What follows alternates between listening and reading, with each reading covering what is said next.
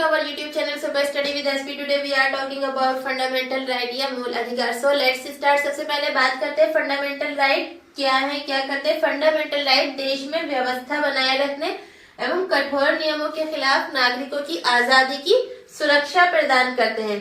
ये क्या करते हैं और विधानमंडल के कानूनों की क्रियान्वयन पर यानी विधानमंडल की जो तानाशाही है उस पर रोक लगाते हैं. कानूनों के क्रियान्वयन की जो तानाशाही है उस पर रोक लगाते हैं. और फंडामेंटल राइट किसी भी व्यक्ति के भौतिक, बौद्धिक, आध्यात्मिक और नैतिक विकास के लिए जरूरी होते हैं. फंडामेंटल राइट का उद्देश्य क्या है? कानून की सरकार बनाना, ना कि व्यक्तियों की सरकार बनाना. संविधान के भाग 3 में आर्टिकल 12 से 35 तक फंडामेंटल राइट के बारे में बताया गया है. फंडामेंटल राइट कहाँ के संविधान से प्रभावित है? तो अमेरिका, यूएसए के संविधान से प्रभावित है. मूल रूप से संविधान ने 7 प्रकार के अधिकार दिए थे. मूल रूप से कितने थे? 7. एक एक करके देख लेते हैं. सबसे पहले समानता का अधिकार. समानता का अधिकार. इसके बाद सेकंड है स्वतंत्रता का अधिकार. स्वतंत्रता का अधिकार ये कहां से कहां तक है? आर्टिकल 14 से 18 तक. और ये आर्टिकल 19 से 22 तक.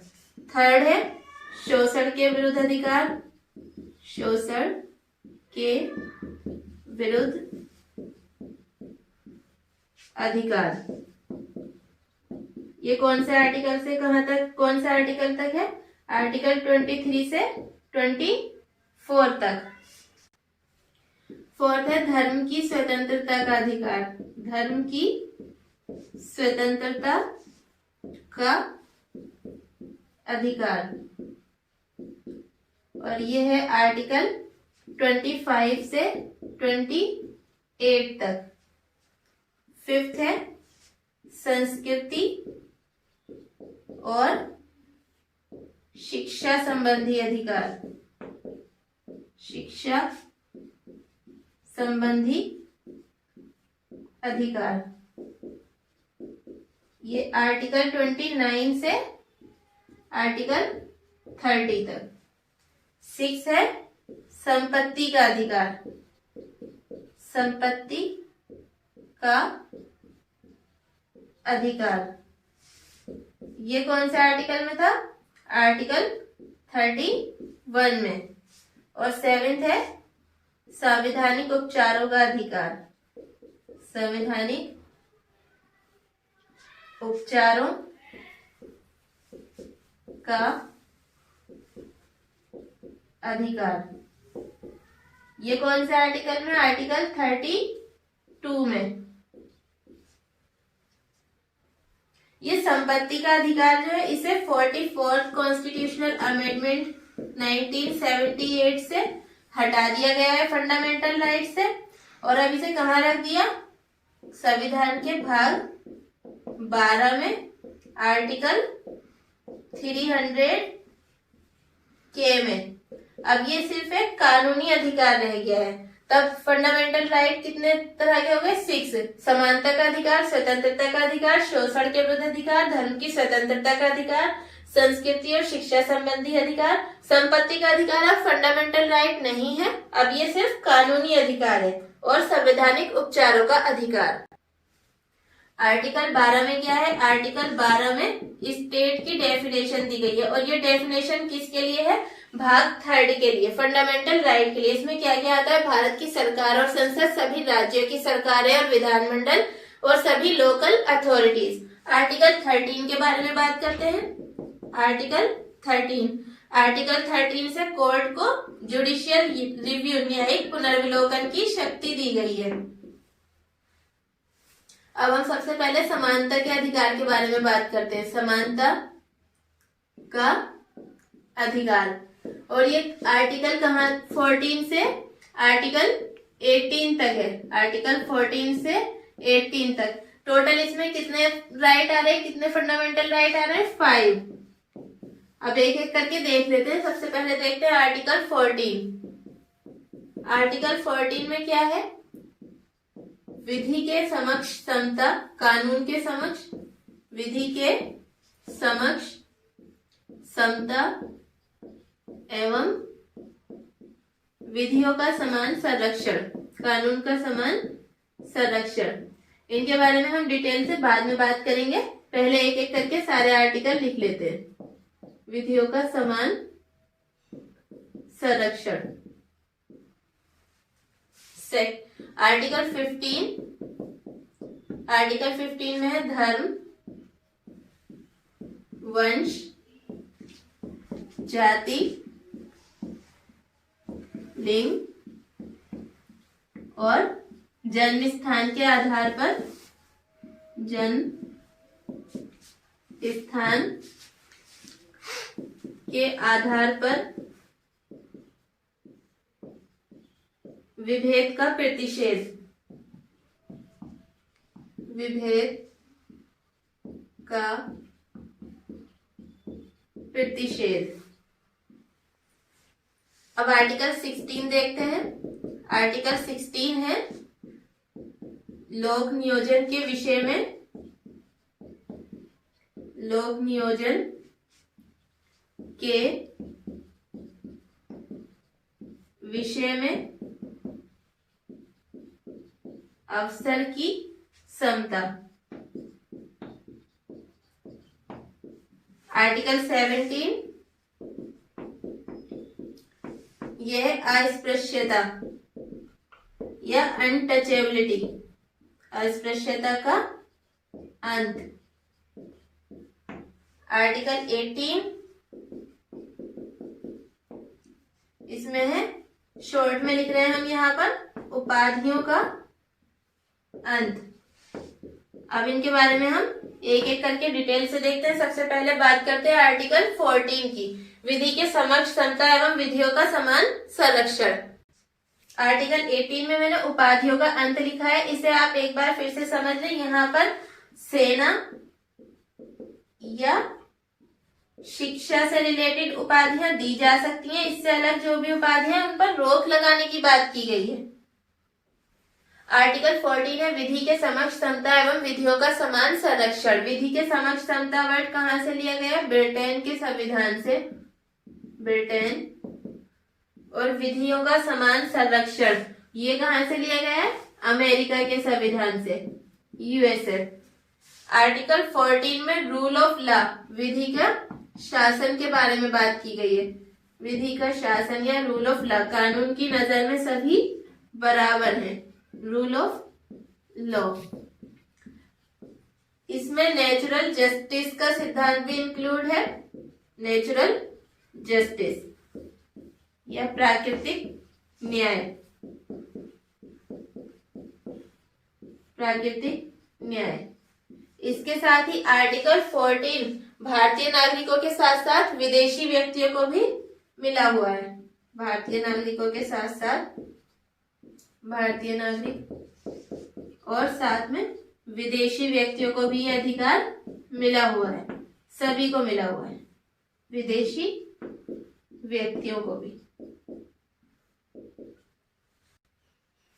समता के अधिकार के कुछ एक्सेप्शन भी हैं, उन्हें देख लेते हैं। अपवाद या एक्सेप्शन। आर्टिकल 361 के तहत राष्ट्रपति और राज्यपाल को कुछ विशेष अधिकार मिले हुए हैं, राष्ट्रपति और राज्यपाल को। जैसे इनके कार्यकाल के दौरान इन पर मुकदमा नहीं चलाया जा सकता। इसमें है कि राष्ट्रपति या राज्यपाल जो है उन पर उनके कार्यकाल के दौरान उन्होंने जो भी काम किए हैं उसके लिए उन पर कोई दीवानी मुकदमा नहीं चलाया जा सकता। और अगर इस तरह का मुकदमा चलाया जाता है तब इसके लिए उन्हें 2 महीने पहले इन्फॉर्म करना होता है। सेकंड एक्सेप्शन देख लेते हैं। आर्टिकल 105 के तहत संसद और आर्टिकल 194 के तहत विधानमंडल के सदस्यों को कुछ विशेष अधिकार मिले हुए हैं।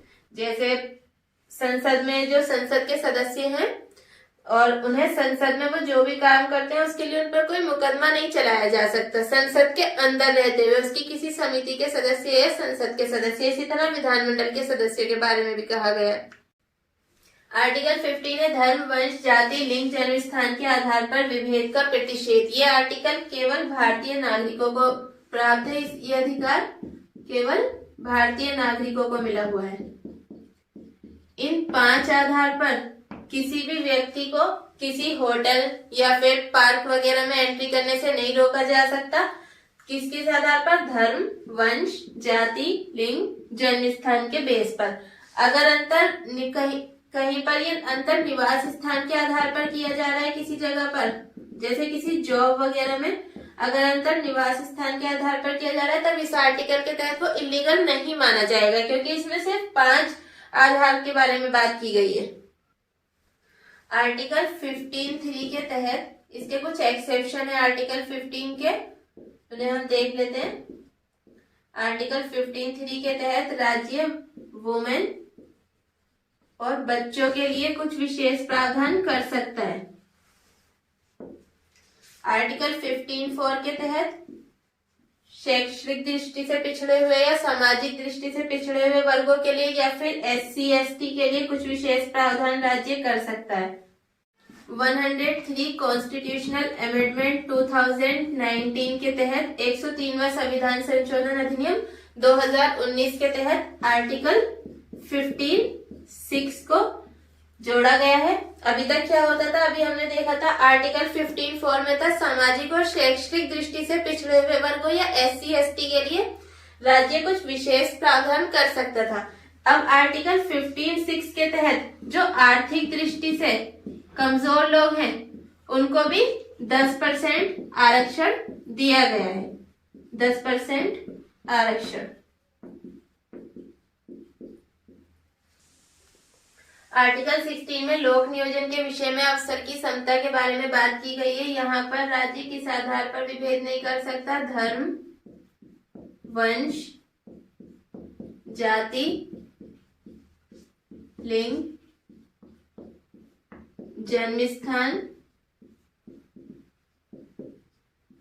और निवास स्थान।